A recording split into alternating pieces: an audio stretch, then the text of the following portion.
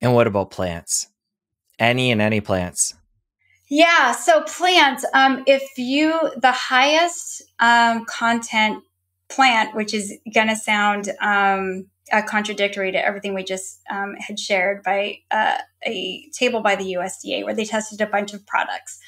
High oleic sunflower oil has C15 levels that are close to butter. But the question is, it's an oil and now it's mixed with all of these polyunsaturated fatty acids.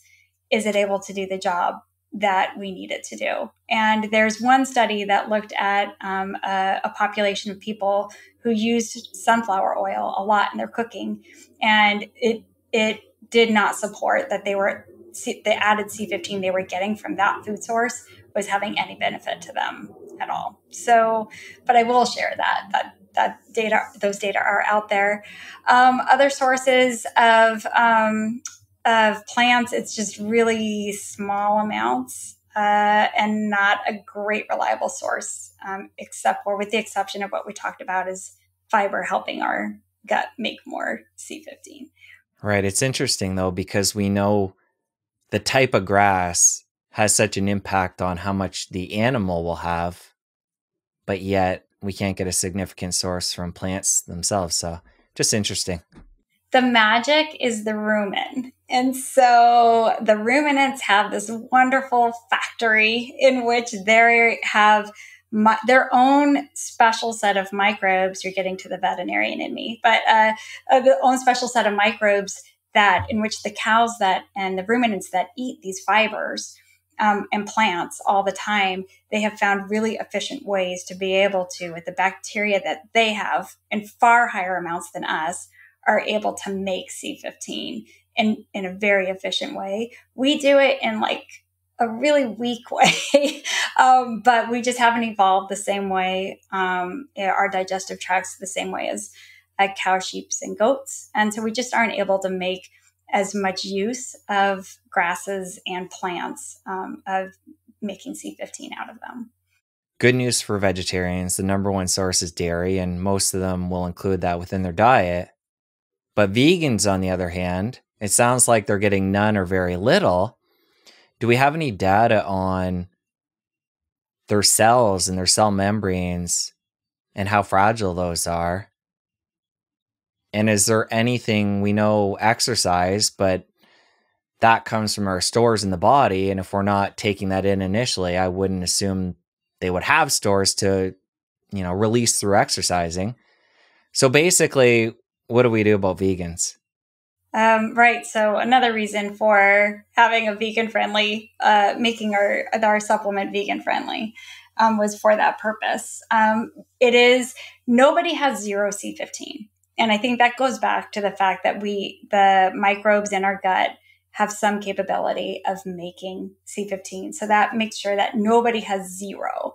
But the problem is just what you're talking about and getting to is that we have more people who are sitting right at that threshold or below of the handful of people that we know that are vegans who use the test and were kind enough to share their data with us. We said, again, the minimum we need to get above 0.2%. They're more in the 0.06, 0.04%. So strongly deficient. I think we get more of a hint with regard to understanding that the higher the C15, the lower the risk of developing chronic diseases like type 2 diabetes, fatty liver disease, and heart disease, that it will be looking out at this new generation. The big question that we have right now is we have 30-year-olds, regardless of whether they're vegan or not, we know that they're getting less C15 than the generations before them because they're drinking oat milk and plant-based milks and which have no C15 in them. That we have this cohort of 30-somethings that are developing heart disease, coronary heart disease, type 2 diabetes, multiple different types of cancers. They're developing aging-associated diseases like 30 years earlier than they should. And so I think that feeds more into the question of what happens when you don't have enough C15 and you're developing this C15 deficiency syndrome. What is that putting us at risk of? And so vegans will be in that category, but I think it's even more. It's just that if moms have less C15, their babies get less C15. And you have babies born in the 1990s who really were brought into a relatively C15 deficient world. So that's really where a focus of a lot of our efforts are now, are saying, hey, can we be part of the solution through, how do we get appropriate dairy fat back into people's lives? How do we make that dairy fat? How can we find out how much C15 is in it? Can we revisit nutritional guidelines regarding saturated fats, especially for kids?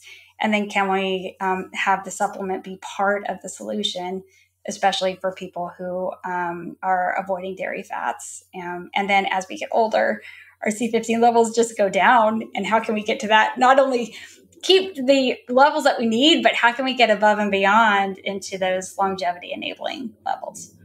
I know C15, a lot of this research, like you just said, is coming out all the time. It's really new. But when was the molecule first discovered? 1954. So it was first found. So it's been known for quite a while. The first essential fatty acids, linoleic acid and alpha linolenic acid, and omega-6 and omega-3, those were discovered in 1929 and 1931. So it took a couple decades before we even knew that C15 existed.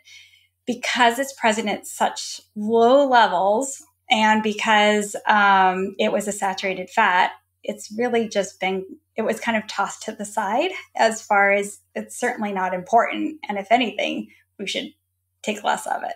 So it took the dolphins to be able to see that not all saturated fats are created equal, and that C15 was beneficial. And it ends up at the same time we made that discovery in dolphins, there were dozens and dozens of studies that were starting to pour out showing that the same picture in people. People with higher C15 had a lower risk of developing type 2 diabetes, heart disease, fatty liver disease.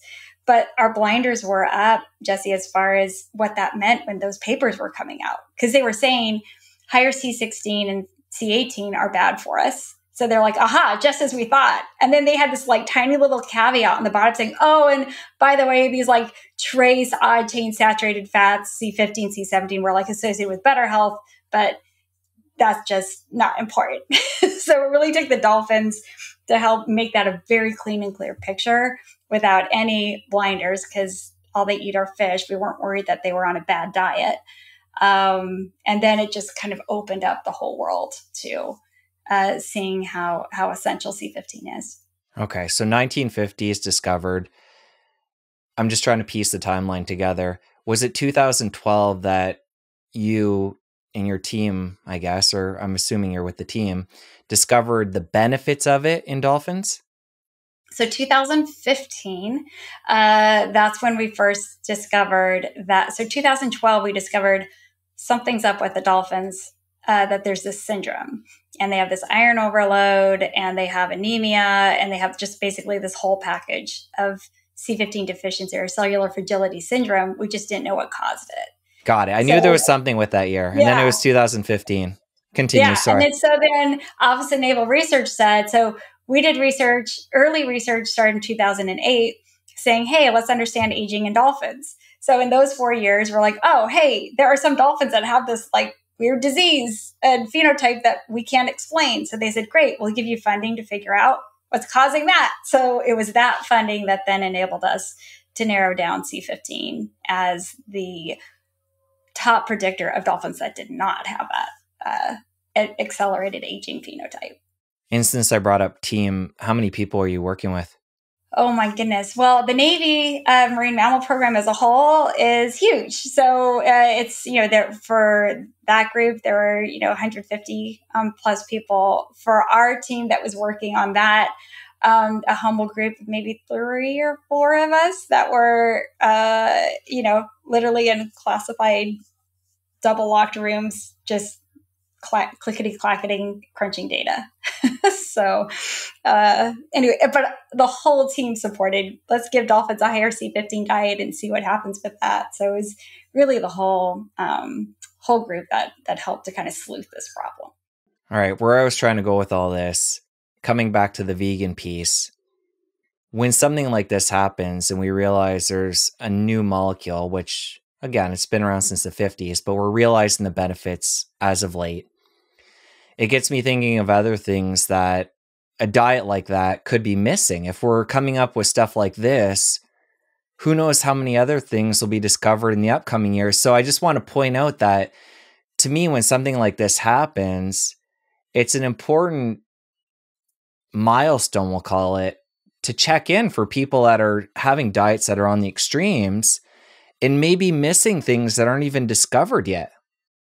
That is exactly right. And a big thing we're pushing is we have all of these advanced technologies, which used to be really expensive and cost prohibitive, right, for anyone but pharma companies to be using. But these technologies now, like metabolomics, all the omics technologies, are so much more accessible now, and that we need to increasingly apply the advances in these technologies that were really meant initially for pharmaceutical companies, and let's apply them to nutrition. And that's what allowed us is to use this technology and screening assays that were traditionally used for drug development and testing. We did that with nutrients. And that just unlocked so much discovery that enabled. So absolutely, Jesse, I completely agree with you. This is just the tip of the iceberg. There's no way we are done finding essential nutrients. I think there's going to be a whole new group of essential vitamins and amino acids and fatty acids that we're going to discover. So it is a very exciting time at a time that we kind of hit this wall with pharmaceuticals where we have too many diseases that don't have cures. Where now I feel like we have this really hopeful period of studies and science and research. And even better, we get to do this while caring for our fellow animal species, which is, it doesn't get better than that.